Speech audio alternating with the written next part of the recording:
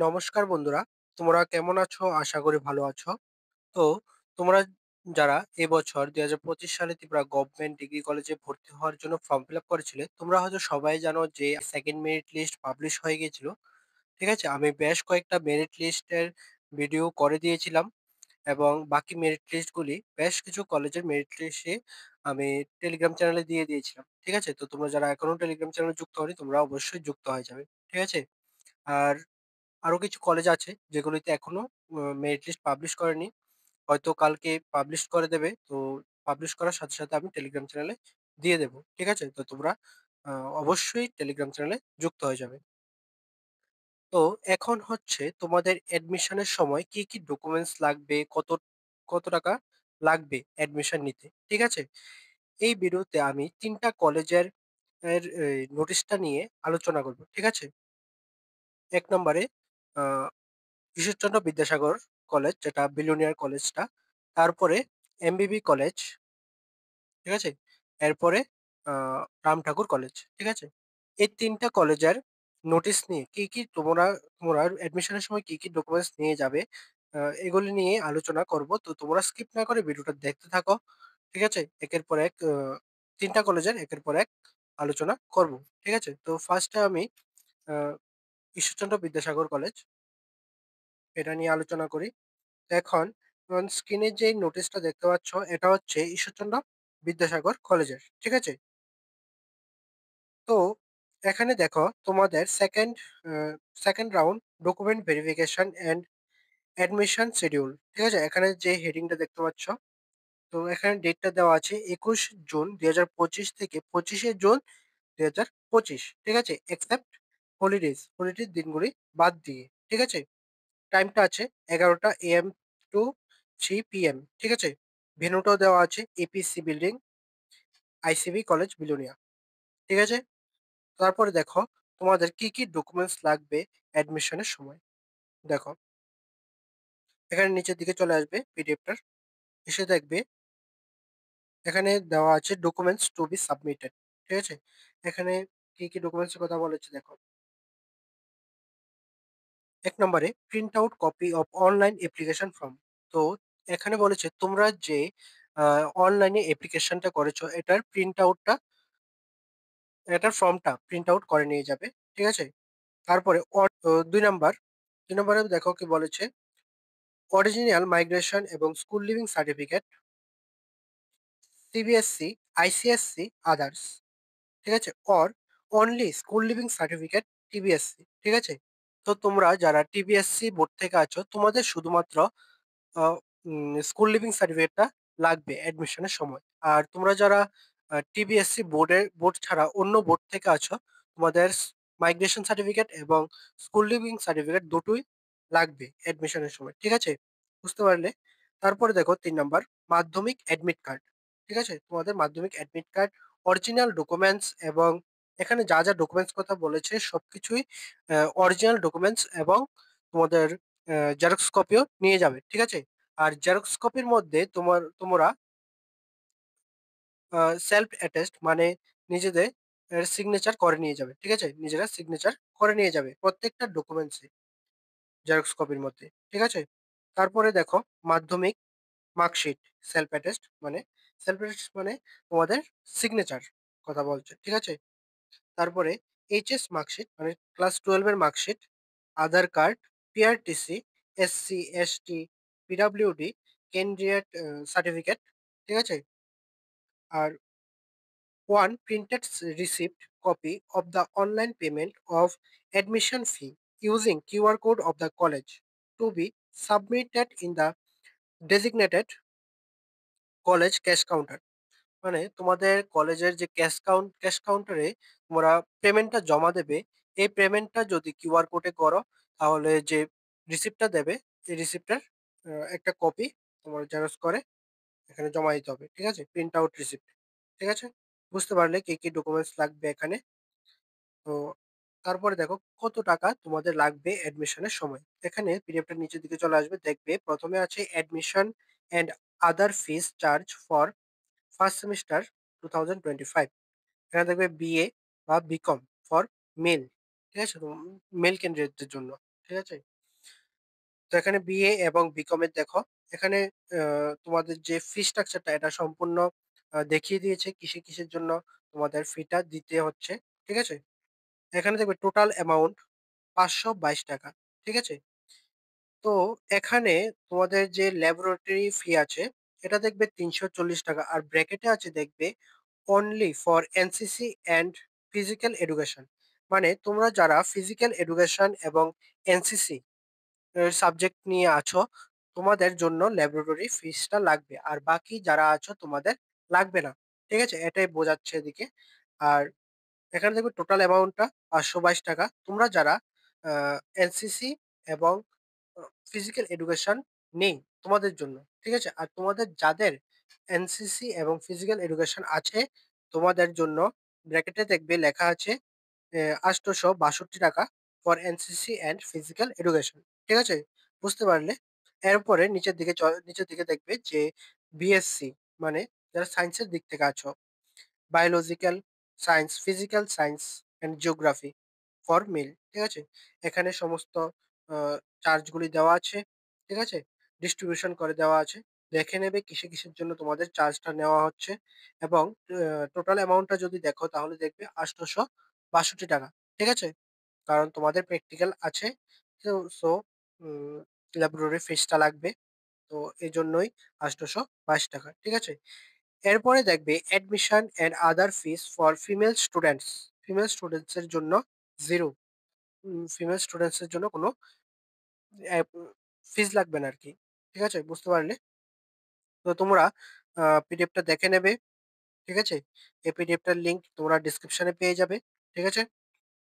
বুঝতে পারলে?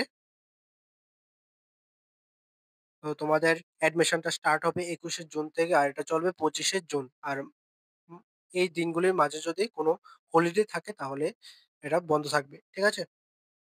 ১১টা থেকে বিকাল ৩টা পর্যন্ত। তারপরে ভেন্যুটাও দেওয়া আছে। ঠিক আছে? APC building, ICB college Belonia. ঠিক আছে? বুঝতে পারলে? আর মনে রাখবে তোমাদের যা ডকুমেন্টস বলেছে সবকিছু কিন্তু অরিজিনাল এবং যে জেরক্স কপি আছে সবগুলি নিয়ে যাবে। ঠিক আছে? আর জেরক্স কপির মধ্যে নিজেদের সিগনেচার করে নিয়ে যাবে। বুঝতে পারলে? তো তারপরে দেখো তোমাদের এমবিবি কলেজের কি ডকুমেন্টস লাগবে। তো এখন স্ক্রিনে যে নোটিশটা দেখতে পাচ্ছ এটা হচ্ছে এমবিবি কলেজের নোটিশটা। ঠিক আছে? তো এখানে দেখো কি বলেছে। তো তোমরা তো জানো যে ২১ তারিখ থেকে ২৫ তারিখের মধ্যে তোমাদের অ্যাডমিশনটা নিতে হবে আ 2nd মেরিট লিস্ট অনুসারে। ঠিক আছে? আর এর মধ্যে যদি কোনো হলিডে থাকে তাহলে এই দিনগুলি বন্ধ থাকবে। ঠিক আছে? আর পরের ভ্যাকেন্সি লিস্ট বের হবে তোমাদের ২৭শে জুন। ঠিক আছে? ভ্যাকেন্সি লিস্টটা বের হবে 2nd রাউন্ড অ্যাডমিশনের পর। তো এখানে যদি তোমরা দেখো, দেখবে যে the selected applicants are required to bring the counterfoil of the hard copy of from submitted to the SAMART site. তো এটাতে বলা হয়েছে যে তোমরা যে অনলাইনে অ্যাপ্লিকেশনটা করেছ, সেই অ্যাপ্লিকেশনটার আর ফর্মটার প্রিন্ট আউট করে নিয়ে যাবে। ঠিক আছে? প্রিন্ট আউট করে নিয়ে যাবে। এরপরে দেখবে uh and also fill up the undertaking or declaration আর ব্র্যাকেটে লেখা আছে দেখবে provided inside the prospectus of MBB college. মানে এই যে আন্ডারটেকিং টা এটা তোমরা ফিল আপ করতে হবে কলেজে গিয়ে। তোমরা যখন প্রসপেক্টাসটা নেবে তার মাঝেই থাকবে যে আ আন্ডারটেকিং টা। ঠিক আছে? তো এটা ফিল আপ করে জমা দিতে হবে। বুঝতে পারলে? তারপরে দেখো কি বলেছে and submit the same in the admission desk. মানে অ্যাডমিশন ডেস্কে তোমরা সাবমিট করবে। ঠিক আছে? তারপরে দেখবে a students of the CBSE board who do not possess the original higher secondary class 12 mark sheet are required to present their class 12 mark sheet through the DigiLocker app during the admission process. ঠিক আছে? তো তোমরা যারা CBSE board থেকে আছো, তোমাদের যাদের class 12 এর মার্কশিটটা নেই, অরিজিনাল মার্কশিটটা নেই, তো তোমরা ডিজিলকারের মার্কশিটটা প্রিন্ট আউট করে নিয়ে যাবে এবং মোবাইলেও প্রিন্ট আউট করে করে রাখবে। যখন যখন তোমরা অ্যাডমিশন নেবে তখন হয়তো তোমাদের ডিজি লকারটা চেক করতে পারে এবং তোমাদের প্রিন্ট আউট যে মার্কশিটটা আছে এটাও দেখতে পারবে। ঠিক আছে? তো তোমরা নিয়ে যাবে। আর এখানে যা ডকুমেন্টস বলবে সবকিছু তোমরা অরিজিনাল এবং জেরক্স কপি দুটোই নিয়ে যাবে। ঠিক আছে? আর তোমরা যে জেরক্স কপিগুলো নিয়ে যাবে এগুলির মধ্যে নিজেদের সিগনেচার করে নিয়ে যাবে। ঠিক আছে? তারপর দেখো কি ডকুমেন্টস নেওয়ার কথা বলেছে। The following original documents are required at the time of admission. ঠিক আছে? ১ নম্বরে আছে মাধ্যমিক মার্কশিট। তোমাদের মাধ্যমিকের মার্কশিটটা নিয়ে যাবে। তারপরে এইচএস মার্কশিট। ঠিক আছে? এইচএস মার্কশিটটা নিয়ে যাবে। SC, ST, PWD candidate certificate. ঠিক আছে? তো তোমরা এখানে যা বলেছে সবকিছুই তোমরা অরিজিনাল এবং জেরক্স কপি দুটোই নিয়ে যাবে। ঠিক আছে? বুঝতে পারলে? তারপরে দেখো তোমাদের ফি স্ট্রাকচারটা দেখো। Prospectus fee ৳৫০ for boys and girls. ঠিক আছে? ৳৫০ প্রসপেক্টাস ফি। ঠিক আছে?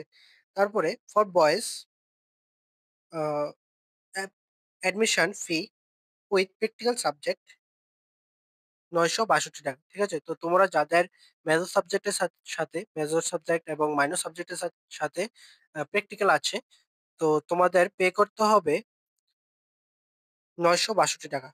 ঠিক আছে? আর তারপর দেখো অ্যাডমিশন ফি উইথআউট প্র্যাকটিক্যাল সাবজেক্ট। তো তোমরা যাদের তোমাদের মধ্যে যাদের প্র্যাকটিক্যাল নেই, ঠিক আছে? তো তোমাদের পে করতে হবে ৳৬২২। ঠিক আছে? বুঝতে পারলে? আর গার্লস অ্যাডমিশন ফিস মানে লাগবে না। ঠিক আছে?